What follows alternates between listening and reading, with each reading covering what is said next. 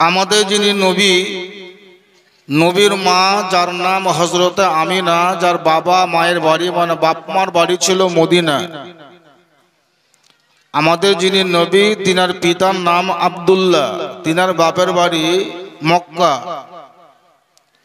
নবী মুস্তাফা হযরত আমিনার গর্ভেই ছিলেন।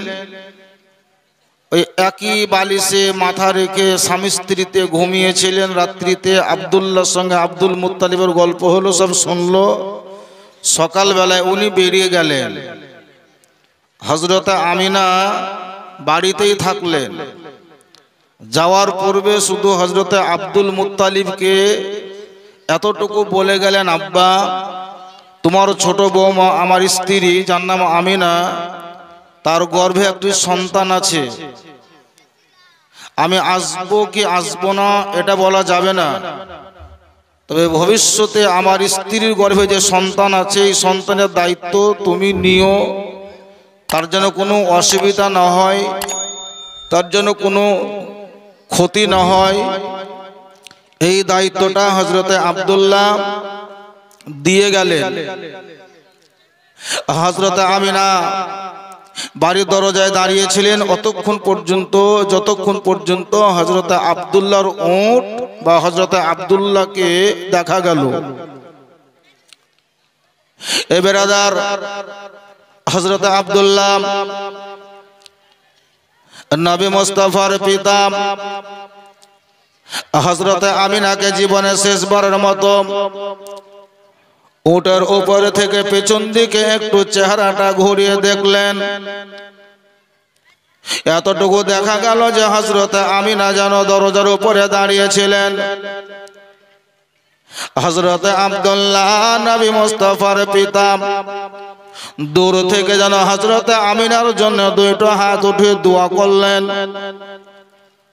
এদিকে আমার নবী মুস্তাফার মা হযরত আমিনা যখন আব্দুল্লাহকে দেখা গেল না, উনি দরজার উপরে দাঁড়িয়েই ছিলেন। তিনার শ্বশুর অর্থাৎ হযরত আব্দুল্লাহর পিতা যার নাম আব্দুল মুত্তালিব, তিনি যেন ডাক দিয়ে বলছে, বলে বেটি আমিনা গো, ওই জায়গা তারা দাঁড়িয়ে থেকে কোনো লাভ হবে না রে বেটি।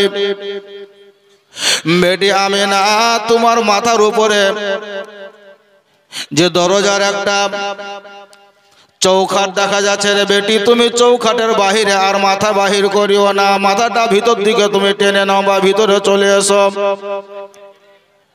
হযরত আমিনা নবী মুস্তাফার মা হযরত আমিনা রাদিয়াল্লাহু তাআলা আনহা তিনি ভিতরে ঢুকলেন। হযরত আব্দুল মুত্তালিব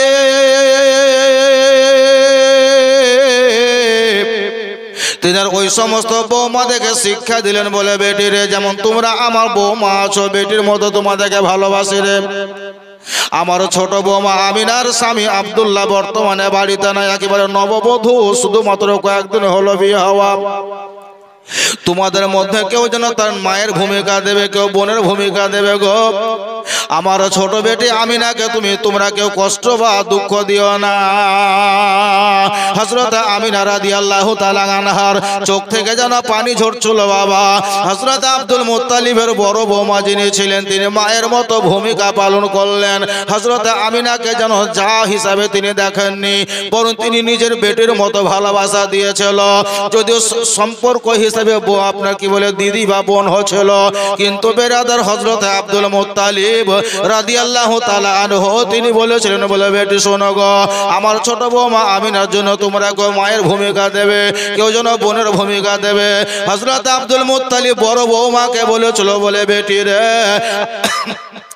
আমার ছোট বৌমা আমিনার জন্য তুমি সব সময়ের জন্য একটু সতর্ক বানিয়ে দেবে, গাইড করবে, তার যেন কোনো অসুবিধা না হয়। এই কথাটার উপরে আমল করে হযরত আব্দুল মুত্তালিবের বড় বৌমা যিনি ছিলেন, তিনি ডাক দিলেন, আমিনা তুমি আর দরজার কাছে দাঁড়িয়ে থাকে না গো বউ, তুমি আমার ঘরের ভিতরে এসে প্রবেশ করো। হযরতে আমিনা চোখের পানি যেন স্বামী হারা যেমন হয়, নববধূ স্বামীকে বিদায় দেওয়ার পরে মনের দিক থেকে শান্তি পায় না, বিভিন্ন দিক দিয়ে তার চিন্তাধারা যখন চলে এলো বাবা, হযরতে আব্দুল মুত্তালিবের বড় বৌমা হযরতে আমিনাকে টেনে ধরার পরে বুকের কাছে লাগিয়ে নেওয়ার পর হযরতে আমিনাকে শিক্ষা দিতে শুরু করলেন। বলে, বাবু আমিনা গো, আজকে যেমন তোমার মনটা খুবই খারাপ হচ্ছে গো, এক সময় ছিল আমিও যখন নববধূ হয়ে এসেছিলাম, আমিও সবে মাত্র বিবাহ হয়ে এসেছিলাম, আমি যখন নতুন বৌমা হিসাবে এসেছিলাম, আমার স্বামী আমাকে বাড়িতে রেখে যেমন ব্যবসাতে চলে গেছিল, সেই দিন আমিও বড় দুঃখ বা কষ্ট পেয়েছিলাম। বলে, আমিনা রে,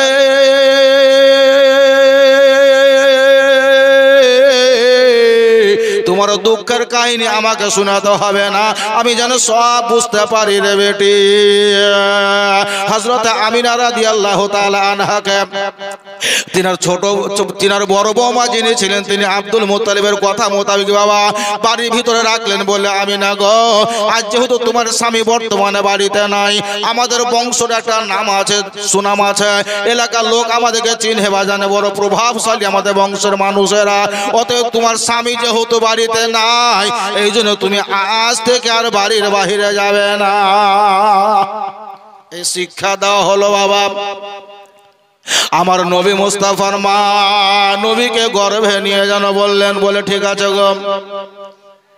ওইদিকে হযরত আব্দুল্লাহ, নবী মুস্তাফার পিতা আব্দুল মুত্তালিবের ছোট বেটা আমিনার স্বামী, ভাইদের সঙ্গে ব্যবসা করার জন্য সামদেশ চলে গেল বাবা। এই সামদেশ যাওয়ার পরে ব্যবসা কিভাবে করতে হয় তারা আদৌ জানা ছিল না, তেমন কিছু অভিজ্ঞতা ছিল না। কত টাকায় মাল কিনতে হবে, কত টাকায় বিক্রি করতে হবে, শিক্ষা তার মধ্যে ছিল না। এর জন্য তার বড় ভাই, মেজো ভাই, সেজো ভাই যারাই ছিল, তারা সবাই বলতে লাগলো, বলে, ভাই আব্দুল্লাহ গো, তোমাকে মার্কেটিং করতে হবে না, আমার যে ভাড়াটি একটা রুম বা ঘর নিয়েছে গো, ওই ঘরেই তোমাকে থাকতে হবে, আমরা মালপত্র ক্রয় করে নিয়ে আসবো, আর কোন মালটা কত টাকায় কিনেছি এটা তোমাকে আমরা জানিয়ে দেব, ওই হিসাবে তোমরা শুধু তুমি হিসাবটা আমাদের বজায় রেখে দেবে, তোমাকে এখন মার্কেটে মাল ক্রয় করতে হবে না, যেহেতু তুমি এই মাল কিনা বিচারের বিষয়ে তোমার অভিজ্ঞতা আদৌ তোমার হয়নি। ওই দিকে সামদেশ যাওয়ার পরে হযরত আব্দুল্লাহ রাদিয়াল্লাহু তাআলা আনহা নিজের অর্ধাঙ্গিনী বিবিকে নববধূ বাড়িতে রেখে চলে এসেছে। সে মনের দিক থেকে তৃপ্তি পায় না বা শান্তি পাওয়া যায় না, মনের দিক থেকে মনের মেল হয় না। আল্লাহ রাব্বুল আলামিন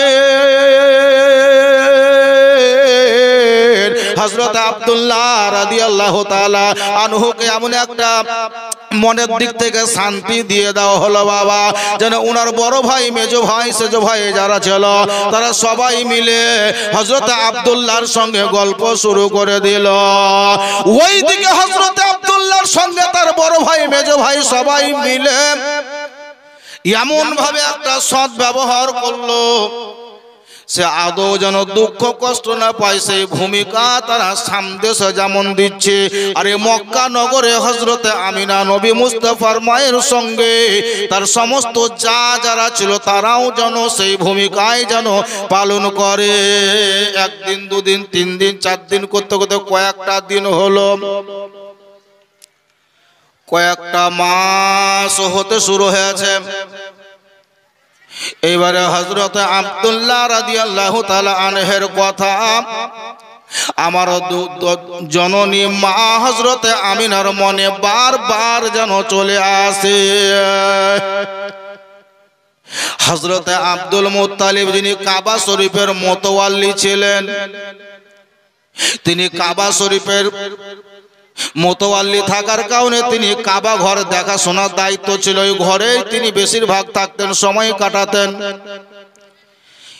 একদিন গভীর রাত মক্কার সমস্ত মানুষেরা নিজের নিজের রুমে, নিজের নিজের ঘরে, নিজের নিজের বাড়িতে ঘুমিয়ে আছে,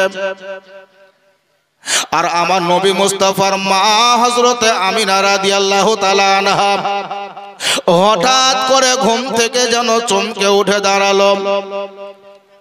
ঘরের ভিতরে তিনি একাই শুয়েছিলেন, আর অন্যান্য বৌমা যারা ছিল হযরত আব্দুল মুত্তালিবের, তারা যেন সবাই নিজের নিজের রুমে ঘুমিয়ে আছে। কেউ মেয়েকে নিয়ে আছে, কেউ ছেলেকে নিয়ে ঘুমিয়ে আছে। শুধুমাত্র হযরত আমিনা রাদিয়াল্লাহু তাআলা আনহা তিনি নিজের রুমে একাই শুয়েছিলেন বাবা। হঠাৎ করে তিনি গভীর রাত্রে ঘুম ভেঙে গেল। হযরত আমিনা রাদিয়াল্লাহু তাআলা আনহা যখন ঘুমটা ভেঙে গেল, ওই ঘুমটা ভাঙার কারণ যদি জিজ্ঞাসা করা হয়েছিল, তো হযরত আমিনা এটাই বলেছিলেন, আমি হঠাৎ করে একটা স্বপ্ন দেখেছিলাম গো। ওই স্বপ্ন দেখার কারণে আমি বড় ভয় খেয়েছিলাম, আর ওই ভয় খাওয়ার কারণে হঠাৎ করে আমার ঘুমটা যেন ভেঙে গেল। হযরত আমিনা ও হঠাৎ করে ঘুম থেকে উঠে গেল। ঘরের ভিতর থেকে বাহির হওয়ার পর কাকে ডাকবে, কাকে ডাকবে, কে আসবে? সবাই তো নিজের নিজের, আমার যারা ছিল সবাই তো নিজের নিজের রুমে ঘুমিয়ে আছে। আমি এই মুহূর্তে কাকে ডাকবো, কাকে শোনাবো? ওনার বড় যা যিনি ছিলেন তিনি দরজার কাছে গিয়ে দাঁড়ালেন, আর দরজার একটা পাল্লাকে যেন ঠক ঠক করে আওয়াজ দিলেন। ঘরের ভিতর থেকে আওয়াজ আসছে, কে? বলে আমি হলাম আমিনা, তোমার ছোট যা। এই হযরতে আমিনা যখন কথাটা বললেন, আমি তোমার ছোট যা, যার নাম আমিনা।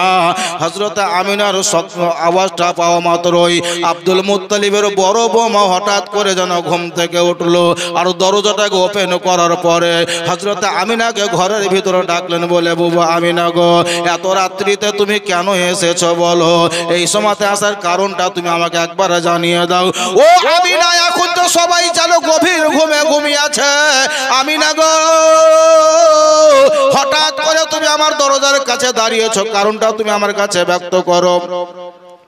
হযরতে আমিনা রাদিয়াল্লাহু তাআলা আনহা যেন তিনি থরথর করে কাঁপার মতো একটা ভূমিকা নিয়েছে বাবা। আমিনা,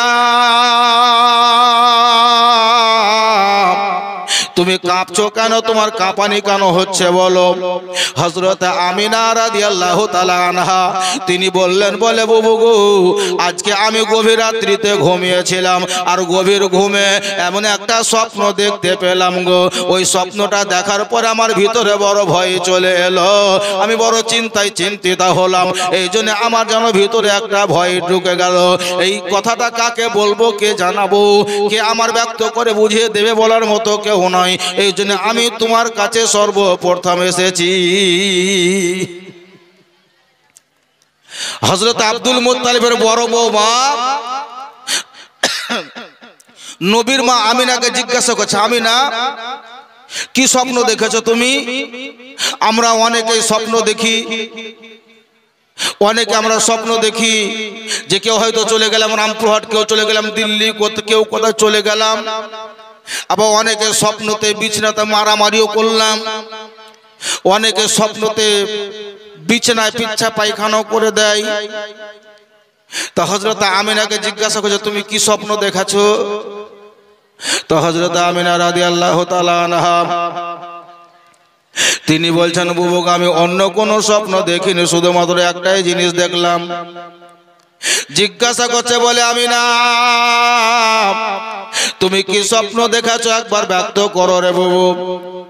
হযরত আমিনা নবী মুস্তাফার মা তিনি বলছে, বুবু গো, আমি রাত্রেতে ঘুমিয়েছিলাম, হঠাৎ করে যেন আমি স্বপ্নে দ্বারাই দেখতে পেলাম, আকাশ দিকে তাকিয়ে দেখলাম, গভীর রাত আকাশের দিকে আমি তাকিয়ে দেখলাম, স্বপ্নের মাধ্যমে এটাই দেখতে পেলাম, সারিবদ্ধভাবে 11টা তারা আমার দৃষ্টিতে ভাসতে আরম্ভ করলো। ওই 11টা তারা দেখার পরে আমাদের 11টা ব্যক্তি যিনারা গেছেন সামদেশ ব্যবসা করার জন্য, ওই তারাটা দেখার পরে তাদের কথাটা মনে পড়ে গেল। হযরত আমিনা বলে, আমি 11টা তারাকে লক্ষ্য করে দেখলাম, একটা তারা যত মোটা ছিল তার চাইতে একটু ছোট ছিল, তার চাইতে একটু ছোট ছিল। এই তারাগুলানের একটা বিবৃতি বর্ণনা হযরত আমিনা দিতে আরম্ভ করলেন। হযরত আমিনা রাদিয়াল্লাহু তাআলা আনহা যখন যখনই কথাটা বলছিলেন হযরত আব্দুল মুত্তালিবের বড় বৌমা বলছে বলে আমিনা গো ওই তারাগুলা প্রতিদিন রাত্রিতে উঠে তুমি যেমন স্বপ্নের দ্বারাই দেখাছো আমরা সচক্ষে ওই তারাগুলা দেখতে পাই এতে তোমার কোনো অসুবিধা দেখা যায় না হযরত আমিনা আমার নবী মুস্তাফার মা কেঁদে কেঁদে বলে বুবু ওই তারাগুলা দেখতেছিলাম ওই দেখতে দেখতে সবচাইতে পিছনে যে তারাটা ছিল সবচাইতে ছোট তারাটা আমি দেখতেই ছিলাম আমি আমিনা স্বপ্নের মাধ্যমে দেখলাম সবচাইতে ছোট তারা যেটা ওই তারাটা আকাশে আর থাকলো না বন আকাশ থেকে মাটিতে পড়ে গেল হযরত আমিনা তিনি বলেন বুবু যখনই ছোট তারাটা মাটিতে পড়ে গেল আমি দেখলাম ওই তারাটা মাটিতে পড়া মাত্র আপনার ছোট দাওর আমার স্বামী আব্দুল্লাহর কথা মনে পড়ে গেল আমিনা রাদিয়াল্লাহু তাআলা আনহা কেঁদে কেঁদে বলে বুবু আমার স্বামী তোমার দেওর মনে হয় আর দুনিয়াতে নাই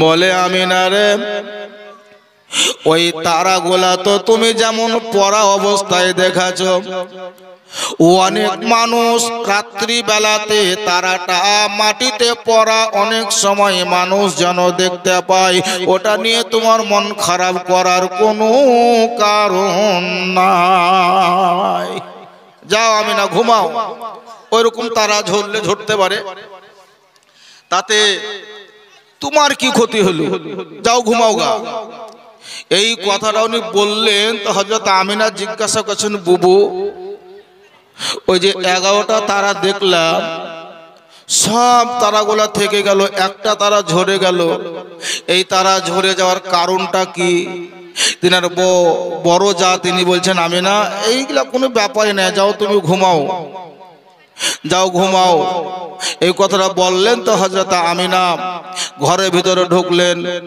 বিছানায় শুয়ে গেলেন দরজা লাগানো হলো কিন্তু ওনার ঘুম আসে না বাবা ওই কথাটাই শুধুমাত্র তার ব্রেনের মধ্যে ঘুরছে তারাটা পড়লো কেন তারাটা ঝরলো কেন তারাটা দেখলাম কিন্তু কেন কমে গেল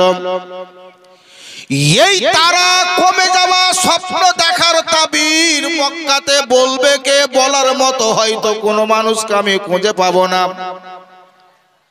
এরই জন্য হযরত আমিনা নবী মুস্তাফার মা গভীর রাত্রি তো নয় বরং এই রাতটা কোন রকম ভাবে কাটিয়ে দেওয়া হলো একেবারে শুভে সাদিকের আগে হযরত আমিনা নবী মুস্তাফার মা বাড়ির ভিতর থেকে একাই বেরিয়ে গেলেন কাউকে কোনো কথাবার্তা না বলে কাউকে কোনো কথাবার্তা না জানিয়ে কাউকে বিছানা থেকে না উঠিয়ে আমার নবী মুস্তাফার মা হযরত আমিনা মক্কা নগরে হাঁটতে আরম্ভ করলেন ওই হাঁটতে হাঁটতে চলতে চলতে কাবা বাইতুল্লাহর নিকটে পৌঁছে গেলেন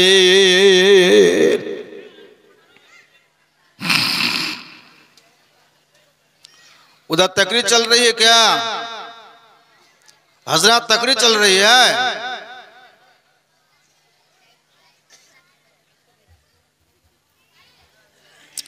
हजरत आमिना তিনি কাউকে কিছু না জানিয়ে ডাইরেক্ট কাবা শরীফের কাছে গেলেন কাবা শরীফের কাছে যাওয়ার কারণ হলো যে ওনার শ্বশুর মানে আব্দুল মুত্তালিব ওখানেই আছে বেরাদার মক্কা নগরে চলার সময় কেউ যেন তাকে দেখতে পায়নি ওই কাবা বাইতুল্লাহর কাছে তিনি চলে গেলেন আর হযরত আব্দুল মুত্তালিব যে জায়গাতে শুয়েছিলেন ওই জায়গাতে যাওয়ার পরে দরজার কিন্ডলিটা হিলাতে আরম্ভ করলেন হযরত আব্দুল মুত্তালিব হঠাৎ করে দরজাটা ওপেন করে দিলেন এখনো শুভে সাদিক পূর্ণাঙ্গ হয়নি একটু আঁধারি রাত ছিল বাবা মুখ আঁধারির মতো আব্দুল মুত্তালিব নবী মুস্তাফার দাদু হযরত আমিনার শ্বশুর যিনি ছিলেন তিনি দরজাটা খুললেন, আর দরজাটা খোলা মাত্র মক্কার অন্য কোনো মানুষকে দেখতে পাইনি, বরং তিনি ছোট মা হযরতে আমিনা দাঁড়িয়েছিলেন, এটাই দেখা গেল। আমিনা, কি ব্যাপার বেটি, এত রাত্রে তুমি, এখনো সকাল হয়নি, তোমার কি চোখে ঘুম হয় না? তুমি এত এই শুভে সাদিকার আগে আমার কাছে এসেছো, ব্যাপার কি বেটি? হাই গো, তোমার স্বামী বর্তমানে নাই, তুমি যদি মক্কা রাস্তায় চলো, যদি কোনো মানুষ কিছু কথা বলে দেয় আমাদের মান সম্মানে লেগে যাবে, আমাদের বংশটা একটু আলাদা টাইপের বেটি। এত রাত্রে তুমি কেন এসেছো? এখনো তো সকাল হয়নি, তোমার আসার যদি প্রয়োজন ছিল তুমি সকালবেলায় আসতে পারতে, এখন কেন তুমি এসেছো? আসার কারণটা তুমি বলো। যখনই কথাটা জিজ্ঞাসা করলেন বাবা নবী মুস্তাফার মা হযরত আমিনা রাদিয়াল্লাহু তাআলা আনহা যেন ঝরঝর করে কান্না করতে লেগেছে। আব্দুল মুত্তালিব তিনি বললেন, বেটি আমিনা তুমি কান্না কেন করছো বলো? হযরত আমিনা বলে, আব্বা গো, আজকে আমি কান্না করছি তার কারণ হলো এটা আমি স্বপ্নের মাধ্যমে দেখতে পেলাম, আমি 11টা তারা যেন আকাশের মধ্যে দেখতে পেলাম, আর হঠাৎ করে একটা তারা আকাশ থেকে মাটিতে পড়ে গেল, আর যখনই তারাটা মাটিতে পড়ে গেল আপনার ছোট বেটা আমার স্বামীর কথা মনে পড়ে গেল। আল্লাহুম্মা সাল্লি আলা সেনে কালো শাফিআনা মুহাম্মদ, জোরে পড়েন সাল্লাল্লাহু তাআলা আলাইহি ওয়াসাল্লাম। আমার নবী মুস্তাফার মা হযরত আমিনা রাদিয়াল্লাহু তাআলা আনহা তিনি জিজ্ঞাসা করছেন, বলে আব্বা গো, এই যে আকাশের তারার মধ্যে একটা তারা পড়ে গেল, এই তারাটা ঝরে যাওয়ার কারণটা আমি বুঝতে পারলাম না, কিন্তু তারাগুলা দেখে আপনার বেটাদের কথা মনে পড়ে গেল। হযরত আমিনা বলেন, আব্বা গো, ওই তারাটা পড়ে যাওয়ার কারণে আমার ভিতরে একটা ভয় ঢুকে গেল, ওই তারাগুলা দেখার পরে আপনার বেটাদের কথা মনে পড়ে গেল, তারাগুলাকে আমি সারিবদ্ধভাবে দেখতে পেলাম গো, কিন্তু যাবার বাড়ি থেকে বেরিয়ে যাওয়ার সময় যেমন লাইন ধরে বেরিয়েছিল ওই রকম তারাগুলাকে আমি লাইন ধরে দেখতেছিলাম। দেখতে দেখতে হঠাৎ করে একটা তারা পড়ে গেল, বলে আব্বা গো, ওই তারা পড়ে যাওয়ার কারণটা আপনি আমার কাছে একটু ব্যক্ত করে বলেন, তারাগুলা কে ছিল, কেন পড়লো, আর সবচাইতে শেষে ছোট তারাটা পড়লো কেন? আমার মন বলে, আমার মন এটাই সাক্ষ্য প্রদান করে, মনে হয় আমার স্বামী তোমার ছোট বেটা দুনিয়াতে আর বেঁচে নাই। আব্দুল মুত্তালিব রাদিয়াল্লাহু তাআলা আনহু হযরত আমিনাকে বলছে, বলে বেটি আমিনা রে, ওই রকম স্বপ্ন দেখার কারণে তোমাকে ভয় করতে হবে না রে বেটি, আকাশ থেকে অনেক তারা পড়ে যায় বা ঝরে যায়, তবে স্বপ্নের তাবির তো আমি আব্দুল মুত্তালিব বলতে পারবো না, আমি তোমাকে এতটুকু জানিয়ে দেব রে বেটি, তুমি এখন হঠাৎ করে এইখানে না দাঁড়িয়ে বরং বাড়ির দিকে তুমি চলে যাও। সকালবেলাতে যারা স্বপ্নের তাবির বলতে পারে, যারা স্বপ্নের খবরটা দিতে পারে গো বেটি, ওই রকম একটা মেয়ে মক্কাতে আছে, তাকে ডেকে আনবো, আর তোমার সামনেই তারা পড়ে যাওয়ার কথাটা ব্যক্ত করব। এখন তুমি কাবা বাইতুল্লাহতে না থেকে বেটি আমিনা তুমি নিজের বাড়ির দিকে চলে যাও। হযরত আমিনাকে বলছেন, বেটি তোমাকে এখানে থাকতে হবে না, তুই বাড়ি চলে যাও। তারা পড়লো কেন, কিসের জন্য পড়লো সেটা ব্যাপার আলাদা, তোমাকে নিয়ে চিন্তা করতে হবে না, তুই বাড়ি চলে যাও বাবা। কিন্তু হযরত আমিনার মন মানে না, হযরত আমিনার মন মানে না, হযরত আমিনার দিল মানে না। এই তারা পড়লো কেন, তারা ঝরে যাওয়ার কারণ কি ছিল,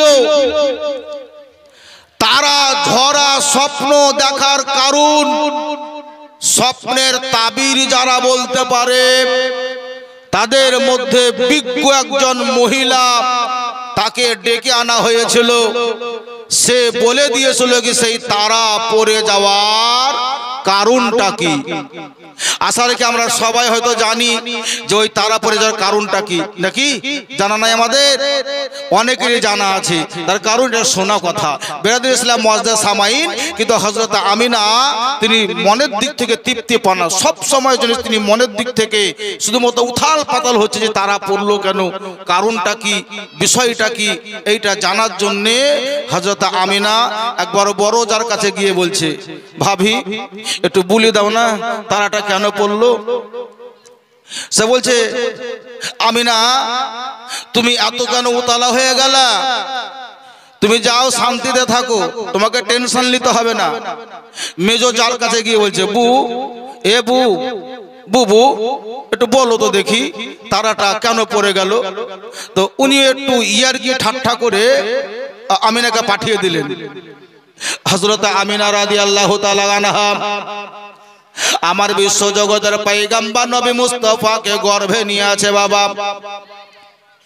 যে হযরত আমিনা রাদিয়াল্লাহু তাআলা আনহা যখন বাড়ি থেকে আগ্নেয়তা নামতেন, বারান্দা থেকে আগ্নেয়তা নামতেন, আকাশে সূর্যের তাপ যদি থাকতো বাবা, আমার জননী মা হযরত আমিনা রাদিয়াল্লাহু তাআলা আনহা যে রাস্তায় চলতেন, যেভাবে তিনি চলতেন, হযরত আমিনার মাথার উপরে আল্লাহ তাআলার হুকুমে আকাশের সূর্যের তাপ যেন না লাগে, এই জন্য আল্লাহ তাআলা সূর্যের নিচে একটা বাদলা মেঘ বানিয়ে দিয়েছে।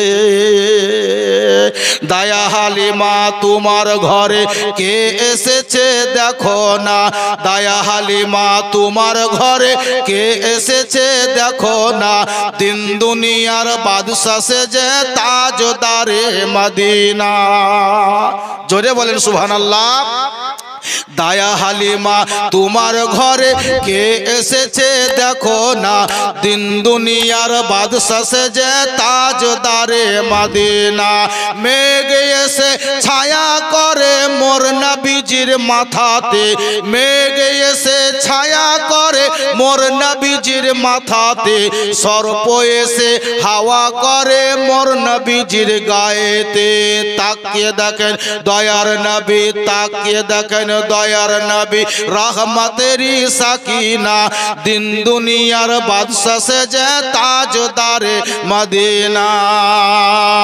শিশু বেলায় মোর নবী পাক ছাগল চরান ময়দানে, সূর্য এসে উকি মেরে মুখ দেখে তার লজ্জা পায়। শিশু বেলায় মোর নবী পাক ছাগল চরান ময়দানে, ফারিস্তারা লুকিয়ে থাকে দেখবো বলে ওই ময়দানে। তাকিয়ে দেখেন দয়ার নবী, তাকিয়ে দেখেন দয়ার নবী, রহমতেরি খাজানা, দিন দুনিয়ার বাদশা সেজে তাজদারে মদিনা। জোরে বলেন সুবহানাল্লাহ। আল্লাহর নবীর মা হযরত আমিনা রাদিয়াল্লাহু তাআলা আনহা সবাইকে একের পর এক জিজ্ঞাসা করলো, বলে স্বপ্নটা দেখলাম কেন, এটা কিন্তু তাবির কেউ বলে দিতে পারলো না। বেরাদার সকাল বেলায় হযরত আব্দুল মুত্তালিব কাবা শরীফ থেকে ডাইরেক্ট বাড়িতে যখন প্রবেশ করলেন, আমার নবী মুস্তাফার মা হযরত আমিনা রাদিয়াল্লাহু তাআলা আনহা অন্য কাউরি কাছে না গিয়ে বরং ডাইরেক্ট নবীর পিতার পিতা হযরত আব্দুল মুত্তালিব রাদিয়াল্লাহু তাআলা আনহুর নিকটে কাছে গেলেন। আব্বা একটু বলে দেন না ওই স্বপ্নের তাবিরটা কি হয়েছে, আল্লাহ তাআলার কি হুকুম ছিল বাবা। এইদিকে আমার জননী মা হযরত আমিনা ওই স্বপ্নটা দেখার পরে তিনি বিচলিতা ভাব হলো। আর কিতাবের মধ্যে লেখা আছে তিনার স্বামী আব্দুল্লাহ যার নাম, ওই সামদেশে ব্যবসা করার জন্য তিনি গেছিলেন। হযরত আব্দুল্লাহ রাদিয়াল্লাহু তাআলা আনহের কথাবার্তা শুনে উনার অন্যান্য ভাই যারা ছিলেন তারা যুক্তি করলো, বলে আব্দুল্লাহ আজকে কয়েক মাস যেন আমাদের আশা হয়ে গেল গো, আমরা মালপত্র ক্রয় করে বিক্রয় করে অর্থ উপার্জন করেছি, টাকা পয়সা লাভ হয়েছে। বলে আব্দুল্লাহ যে টাকাগুলো আমরা সংগ্রহ করেছি রে ভাই, তোমাকে আমরা সবাই মিলে ওই টাকাগুলো এক জায়গা করে তোমাকে বাড়ি পাঠিয়ে দেব। যা টাকা পয়সাগুলো তুমি বাড়ি নিয়ে চলে যাও, আর তোমার আমার আব্বা আব্দুল মুত্তালিবকে গিয়ে আমাদের সালামটা জানিয়ে দেবে। হযরত আব্দুল্লাহ তিনি বলছে, ভাই গো আমি তো নতুন পথ ধরে এসেছিলাম, আমার রাস্তা তেমন কিছু জানা নাই, এই টাকা পয়সা দিনের আশরাফি নিয়ে আমার চলা বড় সম্ভব হবে না, অতএব যেদিন যাব সবাই আমরা একসঙ্গে মিলিতভাবে যাব। এই যুক্তি হলো মক্কা নগরে হযরত আমিনা রাদিয়াল্লাহু তাআলা আনহা স্বপ্নটা দেখার জন্য বিচলিত ভাব, আর ওইদিকে হযরত আব্দুল মুত্তালিব রাদিয়াল্লাহু তাআলা আনহের ছোট বেটা হযরত আব্দুল্লাহ রাদিয়াল্লাহু তাআলা আনহে পেটে একটা বড় যন্ত্রণা শুরু হয়ে গেল, পেটে একটা ব্যথা শুরু হয়ে গেল। ডাক দিয়ে বলছে, ভাই আমি আব্দুল্লাহ বলি গো, আমার পেটে এমন একটা ব্যথা শুরু হলো, আমার এই যন্ত্রণা সহ্য করতে পারি না। ভাই রে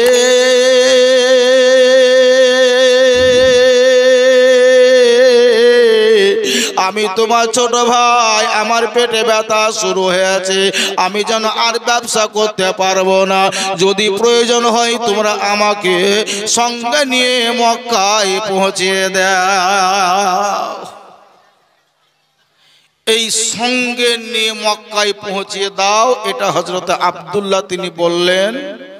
আর ওনার ভাই যারা ছিল তারা সবাই মিলিতভাবে যুক্তি করলো যে হযরতে আব্দুল্লাহ রাদিয়াল্লাহু তাআলা আনহের বাড়ি যাওয়ার মন হয়েছে, পেটে ব্যথা হতে পারে কোনো একটা বাহানা, কিন্তু আদৌ বাহানা ছিল না, ওনাকে বাড়ি যেতে হবে, এটা ভাইরা বুঝতে পারলো। হযরত আব্দুল্লাহ রাদিয়াল্লাহু তাআলা আনহুকে ঘোড়ার উপরে বসিয়ে ভাইরা মিলিতভাবে মক্কায় নিয়ে আসবে বাড়িতে। আর ওইদিকে হযরত আমিনা স্বপ্ন দেখার কথাটা নিয়ে শুধু উতলা হয়ে গেছে। এবারে হযরত আব্দুল্লাহ রাদিয়াল্লাহু তাআলা আনহুকে ভাইরা সঙ্গে করে নিয়ে আসছে। উটের উপরে উনি বসেই ছিলেন, উটের উপরে বসেই ছিলেন নবীর পিতা হযরত আব্দুল্লাহ রাদিয়াল্লাহু তাআলা আনহের পিতা আব্দুল্লাহ রাদিয়াল্লাহু তাআলা আনহের পেটে ব্যথা প্রচন্ড বেড়ে গেল।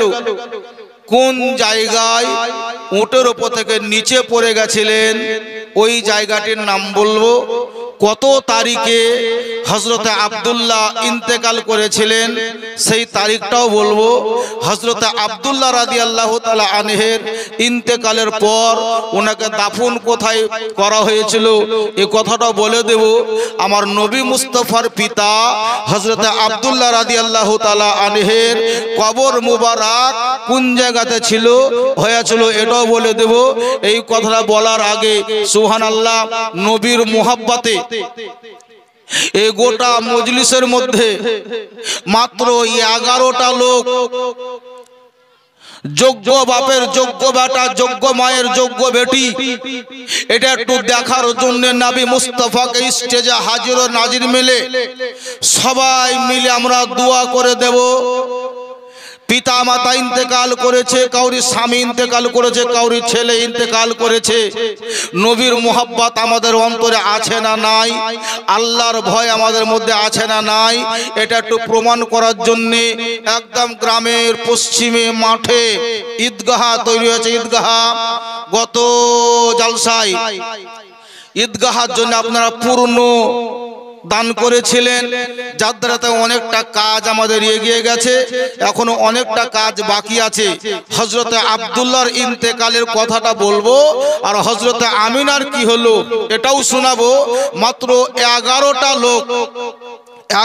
লোক প্রথমত 5000 করে টাকা এই নবীর স্টেজে একটু দোয়া নেওয়ার জন্য।